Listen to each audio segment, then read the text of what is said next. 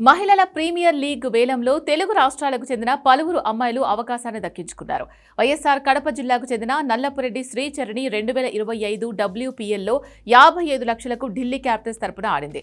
ఇటీవలి one day world cup విజయంలో ఈ లెఫ్ట్ ఆర్మ్ స్పిన్నర్ ప్రధాన పాత్ర పోషించడంతో సహజంగానే ఆమె స్థాయి పెరిగింది. వేలానికి ముందు ఆమెను విడుదల చేసిన ఢిల్లీ ఇక్కడ మళ్లీ పోటీ పడింది. కనీస విలువ 30 లక్షలతో మొదలై ఢిల్లీ యూపీ మధ్య పోరు సాగింది. చివరకు 1.5 కోట్ల వద్ద వేలం ముగిసింది. ఈ మేరకు ఢిల్లీ భారీ మొత్తంతో తమ ప్లేయర్ను తిరిగి సొంతం చేసుకుంది.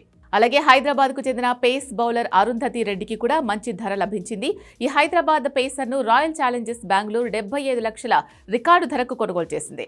30 లక్షల కనీస ధరతో వేలంలోకి వచ్చిన అరుంధతి రెడ్డి కోసం తన పాత ఫ్రాంచైజీ ఢిల్లీ క్యాపిటల్స్ తో పాటు ఆర్సీబీ, గుజరాత్ జైంట్స్ పోటీ పడింది. చివరకు ఆర్సీబీ 75 లక్షలకు సొంతం చేసుకుంది. గత 3 WPL సీజన్లలో 30 లక్షల కనీస ధరతో ఢిల్లీ క్యాపిటల్స్ కు ఆడిన ఈ హైదరాబాద్ పేసర్ ఇప్పటి వరకు 20 మ్యాచ్లు ఆడి 17 వికెట్లు తీసింది. టీమిండియా కీలక సభ్యురాలైన అరుంధతి రెడ్డి గాయం కారణంగా వన్డే ప్రపంచ కప్ 2025 టోర్నీలో ఒక్క మ్యాచ్ ఆడలేదు. కానీ ప్రపంచ కప్ గెలిచిన భారత జట్టులో సభ్యురాలిగా ఉంది. ఎక్స్ట్రా ప్లేయర్ గా టీమిండియాకు సేవలు అందించింది.